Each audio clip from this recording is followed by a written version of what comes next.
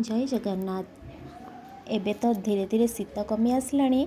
शीत दिन चलीगला ये शीत दिनर पियाज संढा आउ शीत दिनर ग्रीन मटर ये सब आउ मिलबनी मिलब जे सब प्रिजर्वेटिव होइथिबो। तेणु जेहेतु एबे सीजन जिनिस ना तार भरपूर फायदा उठेया को जेमिति हेले आपण जोठी भी मिलुची तार भरपूर फायदा उठातु।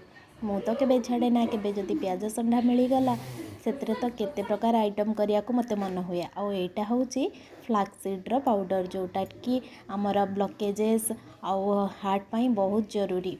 आउ यही भात सांगे गोटे प्लेन थाली रे जदि भात डाली टिके दही प्याज संढा आलूर भजा आउ फ्लैक्सीड ऊपर टिके घी पकेकी जदि खाइबाटा मिलगला ता सांगे आउ गोटे पांपड़ बा पूरा शांति खाइबा आज दिन रे।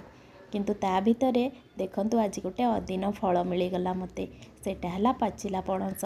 जा हो एते दिन रे मते खुशी यही पणसटा मिली बोली। जेहेतु एबे सीजन नहीं किंतु जेहेतु एटा 12 मासी पणस तेणु एटा प्राय सब बेले मिली थाए। पणस देखिले तो ये आओ मो छुआ मैंने भारी खुशी हो जाती। मत किंतु पणस मंजीर सब आइटम करी खायापाई बहुत पसंद हुए। तेणु ये सब सरीगला मेन होची आमर सादा थाली रे मटर तरकारी कहीं ग्रीन मटर तो एबे अवेलेबल अच्छी ता संग को किछि नहीं खाली टिके आलू पकेकी ताकू मसलाटा भलसे कसी कसी देकी लाल करिकी जदि एमती गोटे तरकारी मिलगला वाह कहीं कहते मुढ़ी पकेकी हो कि भात संगे हो मते भारी पसंद एटा खाया पाई।